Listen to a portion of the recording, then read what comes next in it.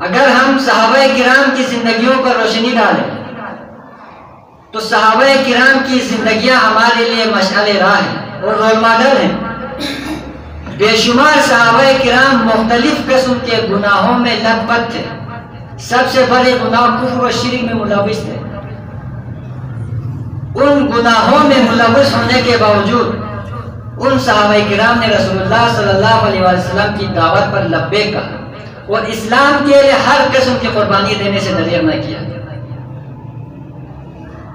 غزوہ تبوک کے موقع پر حضرت کعب ابن مالک رضی اللہ تعالی عنہ سابقون الاولون صحابہ میں سے۔ ہمارا آج کل ایک کنسپٹ بنا ہوا ہے کہ جو ائمہ اہل بیت اور صحابہ کرام ہیں، ہم نے ان کو کوئی عجیب مخلوق سمجھ کے رکھا ہوا، یعنی انسان ہی ہم ان کو نہیں سمجھتے، یعنی یہ کوئی اور قسم کے مخلوق ہے جن سے گناہ وغیرہ غلطی وغیرہ سرزد ہو ہی نہیں سکتا۔ ایسا نہیں ہے محترم۔ اگر ہم صحابہ کرام کی زندگیوں پر نظر دوڑائیں تو بے شمار صحابہ کرام سے بے شمار غلطیاں سرزد ہوئی ہیں۔ صحابہ کرام کی زندگیوں میں جو غلطیاں کوتاہیاں ہوئی ہیں ان کو بیان کرنے کا مطلب ایسا ہرگز نہیں ہے کہ نعوذ باللہ ان کی حقارت یا ان کی توہین کی جائے، بلکہ ان ہستیوں کی زندگیوں سے سبق حاصل کر کے ہم نے اپنی زندگیوں کو سنوارنا ہے۔ تو حضرت کعب ابن مالک جلیل القدر صحابی، سارے غزوات میں شرکت کیے ہوئے صحابی ہیں۔ جب غزوہ تبوک کا موقع آن پہنچا تو ایک بڑے رومن لشکر سے ٹکرانا تھا، اور اس وقت بہت سارے صحابہ کرام جو غریب تھے ان کے پاس مال و دولت کی فراوانی آئی ہوئی تھی۔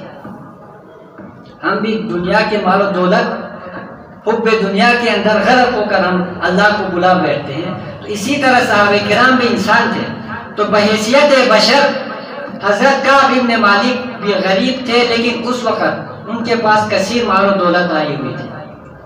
تو وہ غزوہ تبوک پر جانے کی تیاری کرنے کی کوشش کرتا رہا، لیکن ان کے دل نہ مانا اور آخرکار غزوہ تبوک میں جانے سے رہ گئے۔ اور رسول اللہ نے فرمایا تھا کہ غزوہ تبوک میں جو شخص نہیں جائے گا وہ منافق ہوگا۔ ایک بیمار اور جو معذور افراد ہیں ان کے لیے رعایت تھی۔ خود کعب بن مالک فرماتے ہیں کہ جب میں غزوہ تبوک میں جانے سے رہ گیا تو میں جب باہر جاتا تھا تو میں منافقین کے چہرے دیکھتا تھا اور مجھے اپنے آپ پہ شرمندگی ہوتی تھی کہ کہیں میں بھی منافق تو نہیں ہو گیا۔ غزوہ تبوک میں جانے سے رہ گیا۔ رسول اللہ صلی اللہ علیہ وآلہ وسلم کی حکم عدولی ہے، جب غزوے سے لوٹ کر رسول اللہ صلی اللہ علیہ وآلہ وسلم فتح یاب ہو کر واپس لوٹے تو اپنے حسب معمول مسجد میں تشریف فرما کر صحابہ کرام کے ساتھ مجلس لگائی۔ اس مجلس کے اندر تقریباً 60 کے قریب ایسے صحابہ کرام تھے جو غزوہ تبوک میں شامل نہیں ہوئے تھے۔ ان سب سے رسول اللہ صلی اللہ علیہ وسلم نے انویسٹیگیشن کیا اور ان سب کو کہا کہ آپ لوگوں کے غزوے میں نہ پہنچنے کی کیا وجہ تھی؟ تو اکثر لوگوں نے کوئی نہ کوئی جھوٹی بہانہ بنا کر اپنے آپ کو بچا لیا۔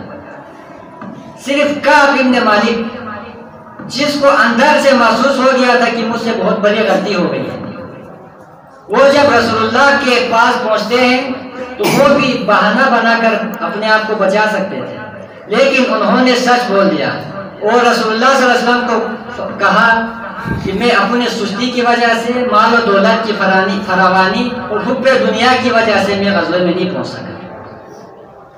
تو رسول اللہ صلی اللہ علیہ وآلہ وسلم نے پھر ان کو کہا کہ آپ جائیں اپنے گھر میں، اور جب تک اللہ کی طرف سے آپ کے بارے میں حکم نازل نہیں ہوتا تب تک آپ اپنے گھر میں رہیں گے۔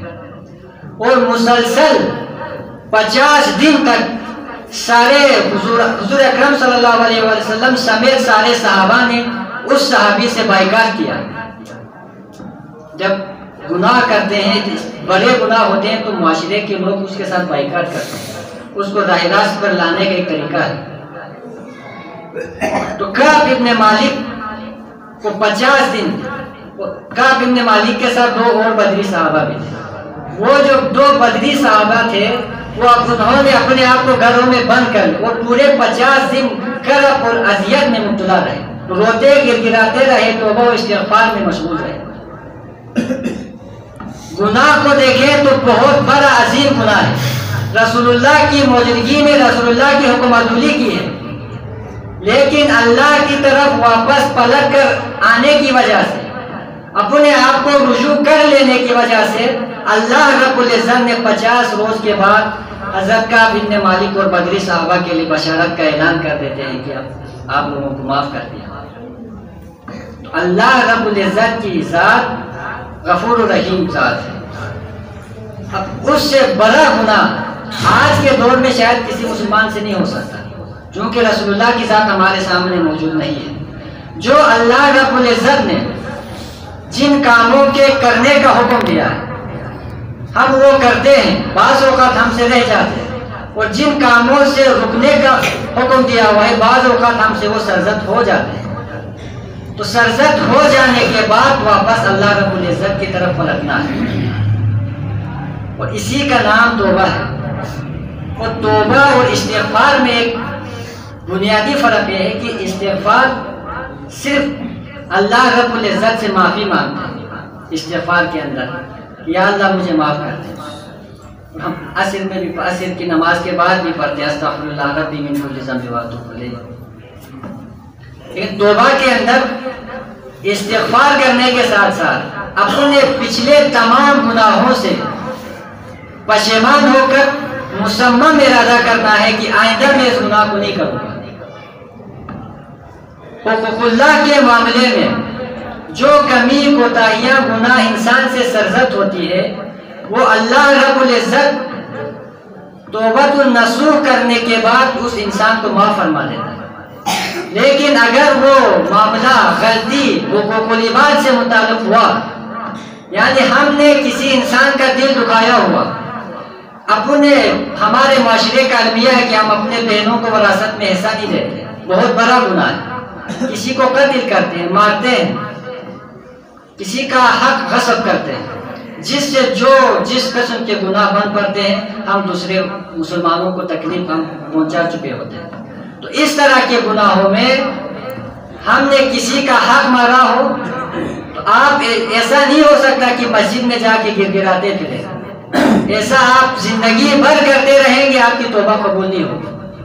تو اللہ رب العزت کا قانون یہ ہے کہ کسی بندے کو آپ نے تکلیف دی ہوگی، کسی بندے کی حق طلبی کی ہوگی، تو سب سے پہلے اسی بندے کے پاس جا کر اس بندے سے معافی مانگنا ہے۔ اور آپ نے کوئی بڑی غلطی کی ہے، آپ سے بڑا گناہ سرزد ہوا ہے، تو اس گناہ اور اس غلطی کا ازالہ کرنا ہے، پھر جا کے اللہ رب العزت کی بارگاہ میں توبہ و استغفار کرنا ہے۔ توبہ و استغفار جب ہم اعتکاف پہ بیٹھتے ہیں تو پہلا بنیادی شرط توبہ ہے۔ تو توبہ کے حوالے سے اگر ہم اس پہ بات کرتے جائیں تو ایک لمبی بحث چل سکتی ہے، یعنی خود قرآن مجید میں بے شمار آیتیں ہیں، حدیث مبارکہ میں جو توبہ کے حوالے سے احادیث آئی ہوئی ہیں، صحابہ کرام کی، ائمہ اہل بیت کی، اور ہمارے سلسلہ ذہب کے بزرگان دین کی، اگر ہم ان کی سیرت کا مطالعہ کریں، اور خود شاہ حمدان علیہ الرحمن کا پسندیدہ ترین موضوع توبہ ہے۔ انہوں نے 2 رسالے توبہ کے حوالے سے 2 رسالے بھی لکھی ہوئی ہیں۔ آپ جتنے بھی اسٹوڈنٹس ہیں وہ ان کتابوں کی طرف بھی رجوع کر سکتے ہیں۔